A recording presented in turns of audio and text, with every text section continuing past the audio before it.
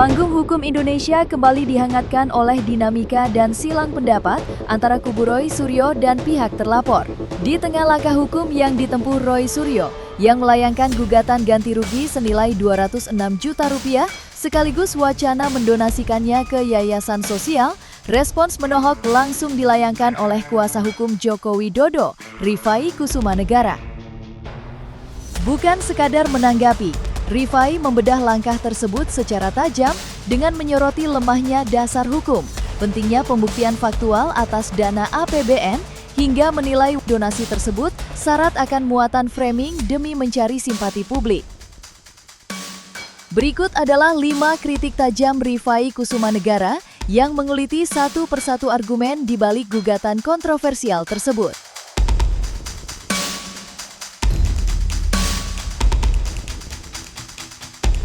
Dinamika persidangan pra-peradilan terkait gugatan ganti rugi yang diajukan oleh kubu Roy Suryo berhadapan langsung dengan argumen tajam dari pihak tim kuasa hukum, Jokowi, Rifai Kusumanegara. Dalam persidangan, pihak Roy Suryo menegaskan hak tersangka untuk menuntut ganti rugi material dan imaterial senilai total 206 juta rupiah, menyusul dikabulkannya pra-peradilan sebelumnya. Namun, tanggapan menohok langsung disampaikan oleh Rifai Kusumanegara yang memastikan bahwa tuntutan tersebut bakal ditolak pengadilan karena dinilai tidak memiliki dasar hukum yang kuat, khususnya terkait pengajuan ganti rugi imaterial yang tidak dikenal dalam jurisprudensi pra-peradilan.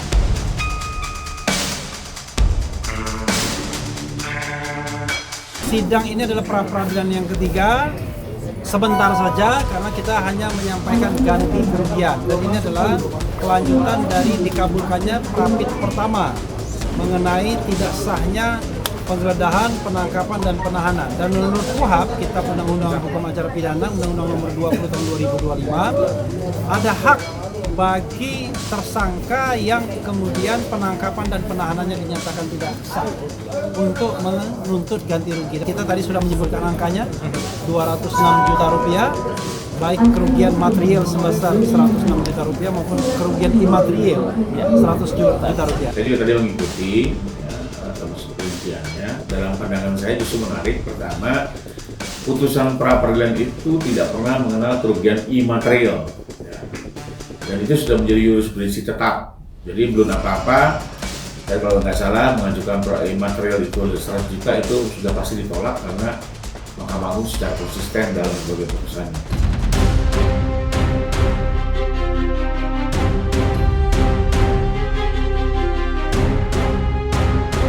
Perdebatan mengenai klaim ganti rugi yang diajukan kubu Roy Suryo memasuki babak krusial terkait aspek pembuktian. Rifai Kusumanegara secara tegas mengingatkan bahwa setiap rupiah yang dimohonkan harus dibuktikan secara nyata, objektif, dan faktual di pengadilan. Terlebih karena dana yang dipertaruhkan bersumber dari APBN atau uang rakyat. Di sisi lain, kubu Roy Suryo melalui penjelasan persidangannya bersiap menghadirkan deretan nota hingga saksi kunci seperti Arisuna untuk memperkuat argumen material mereka sebelum rangkaian sidang ditutup dengan agenda kesimpulan dan pembacaan putusan yang dijadwalkan pada hari Kamis 6 Agustus. Ya, kembali lagi, kalau namanya mengupayakan, memohonkan boleh-boleh saja, tapi kembali lagi karena ini bicara dengan putusan pengadilan, maka itu harus dibuktikan. Bukan hanya sekedar dibuktikan bahwa betul-betul dalam pendapat, tapi itu betul-betul nyata-nyata terjadi. Kalau sekarang selama 4 hari aja bisa dibuktikan ternyata di 4 hari itu ada dia melakukan konten, 1-2 konten aja. Berarti apa? Bukan, tidak ada yang terhalangi dengan kontenisasinya gitu kan. 1 hari 3 juta ya, misalnya gitu. Ternyata di rumah sakit juga dia bikin itu 1-2 kali. Itu kan berarti kan masih bisa melakukan aktivitas ya. Karena lagi-lagi ini uang rakyat loh yang dibayarkan ya. Ada namanya sekarang di KUHAP dikenal namanya dana abadi. Itu memang PNBP dari penegakan hukum, tapi juga semua korban-korban penegakan hukum nanti akan mendapatkan kompensasi dari dana ganti rugi. Karena bagaimanapun itu uang negara dari APBN, ya, bukan untuk disumbang-sumbangkan, ya, tapi lebih kepada untuk merecovery kerugian yang diderita akibat tindakan penegak hukum yang bertentangan dengan hukum. Bukti-buktinya apa Mas gitu. Nah itu tadi bukti-bukti yang sudah dibacakan ya, yaitu tentang adanya nota sekian, ada nota A, nota B yang totalnya adalah 106 juta. Itu semuanya nanti akan kita sampaikan pada hari Jumat ya. Dengan disertai adanya saksi. Siapa saksinya? Tentu saja hari Jumat. Ya gitu yang nanti akan ada. Nah kemudian nanti hari Seninnya adalah saksi dari pihak termohon, kemudian Selasanya adalah kesimpulan dari masing-masing dari kami dan juga dari pihak termohon, dan kemudian Kamis adalah putusan. Kamis tanggal 6 Agustus itu adalah putusan. Nah Kamis tanggal 6 Agustus itu ini memang menarik. Kalau sidang di Jakarta Timur itu juga kemarin berjalan, eksepsinya tidak diterima, eksepsinya misalnya jalan terus, maka konon 6 Agustus itu katanya ada yang mau hadir di Jakarta, ya toh katanya di sana. Tapi kita tunggu nanti, kalau enggak ya kesini aja dulu ya, ke Pengadilan Negeri Jakarta Selatan untuk mendengarkan putusan itu.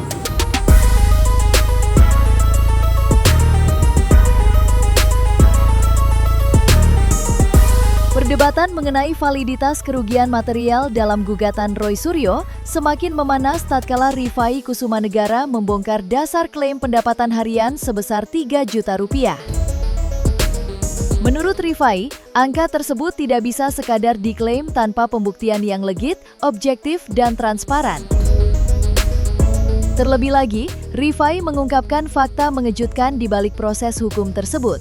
Roy Suryo faktanya tidak pernah mendekam di sel tahanan biasa, melainkan menjalani pembantaran di ruang rumah sakit dengan fasilitas negara. Dengan aktivitas pembuatan konten yang dinilai masih bisa berjalan selama perawatan, klaim kerugian finansial tersebut dinilai semakin tidak berdasar, mengingat dana yang dipertaruhkan merupakan uang rakyat dari APBN yang pengontrolannya harus dilakukan secara sangat ketat.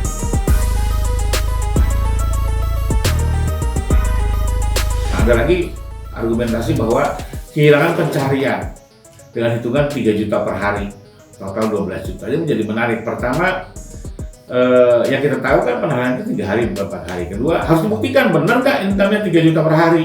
Ya, nggak bisa hanya asal bicara, asal menyatakan. Itu harus dibuktikan. Nah, lain halnya kalau orang pekerja tetap, itu jelas ya.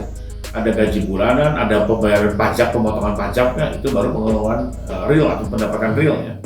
Sementara kalau hanya mengklaim seolah-olah dari pendapatan dari sosial media mau melakukan konten, menurut saya itu juga harus dibuktikan gitu. Dan menarik kan begini, apakah benar selama sekian hari itu beliau dalam tahanan? Kenyataannya kan tidak. Ya. Beliau ini kan justru yang sebenarnya terjadi adalah tidak pernah dilakukan penahanan, karena yang terjadi adalah pembantaran, yaitu dirawat di ruang VIP rumah sakit Polri, bahkan dengan biaya negara. Ya. Sementara kita ketahui kalau memang mau melakukan kontenisasi itu kan di rumah sakit juga bisa saja, jadi nggak ada persoalan gitu ya.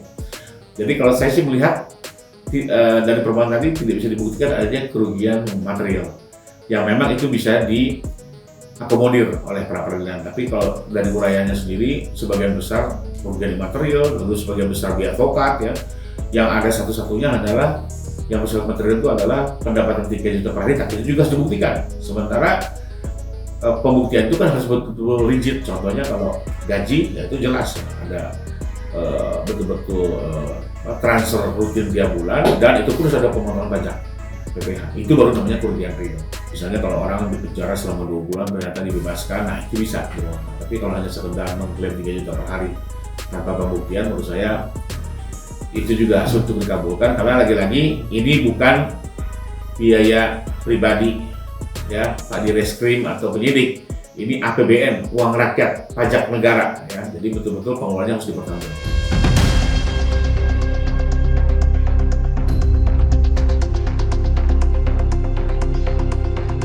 Di balik langkah hukum penuntutan ganti rugi senilai 206 juta rupiah, kubu Roy Suryo sempat menyatakan niatnya untuk mendonasikan seluruh dana tersebut kepada yayasan sosial yang membutuhkan.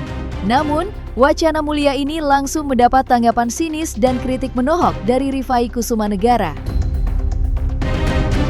Menurut pihak kuasa hukum Jokowi, niat berdonasi tersebut sama sekali tidak nyambung dengan mekanisme hukum acara pra-peradilan dan dinilai murni sebagai upaya membangun framing demi mencari simpati publik.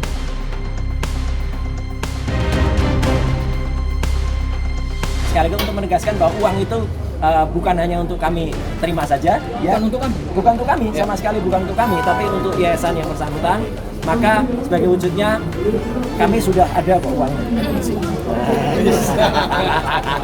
Karena ini warnanya biru ya, ini warnanya juga biru, ya gitu. Jadi kita sampaikan kepada yayasan yang memerlukan. Jadi 206 juta rupiah itu ya diputuskan semua atau dikabulkan sebagian atau apa, yaitu terserah kepada Yang Mulia Hakim Tunggal Pak Iketut Darmawan. Ya itu hanya untuk mendapatkan simpati lah, kita tahu sama tahu.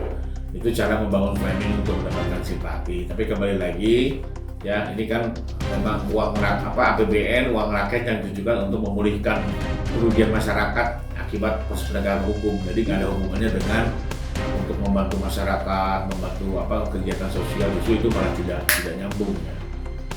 Dan kita sendiri sudah memiliki pos-posnya untuk membantu masyarakat ya. Dengan berbagai program. Jadi menurut saya itu hanya sekedar membangun simpati, dan hakim juga tidak akan mempertimbangkan terkait dengan sikap.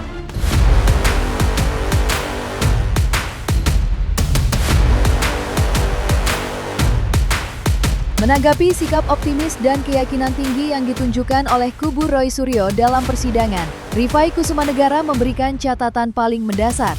Menurutnya, dalam ranah penegakan hukum, rasa yakin atau niat baik semata tidak pernah cukup untuk dijadikan landasan putusan pengadilan.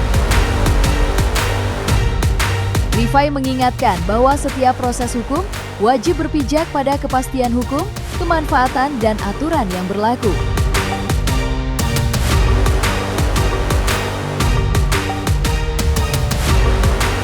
Ya namanya yakin ya itu monggo saja ya. Tapi kan kembali lagi ini hukum, maka dari itu harus ada dasar hukumnya, harus ada tujuan keadilannya, tujuan kemanfaatannya gitu ya, dan tujuan hukum. Jadi bukan soal yakin tidak yakin, soal saya mau berbagi buat orang kecil atau tidak. Ternyata juga lebih pas untuk peran membantu masyarakat ya. Tidak harus melalui Pak Roy Suryo kan gitu ya. Jadi menurut saya ini nggak bisa dicampur aduk ya, bahwa ini seolah-olah uangnya mau saya bagikan seperti Robin Hood ya, nggak begitu juga ya. Maka kalau buat saya itu kalau betul dinyatakan di dalam, mudah-mudahan ini hanya di televisi ya atau di luar, tapi kalau ada dinyatakan dalam permohonan itu bisa masalah ya, karena menjadi kabur ya, karena yang menyebabkan itu ganti rugi bagi masyarakat yang dirugikan, bukan lagi orang-orang yang membutuhkan bantuan. Itu nggak boleh sama sekali.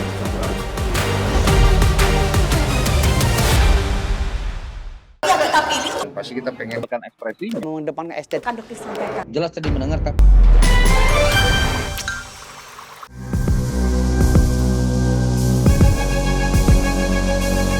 Dan jangan lupa untuk like, subscribe, dan juga share channel YouTube Cumi Cumi.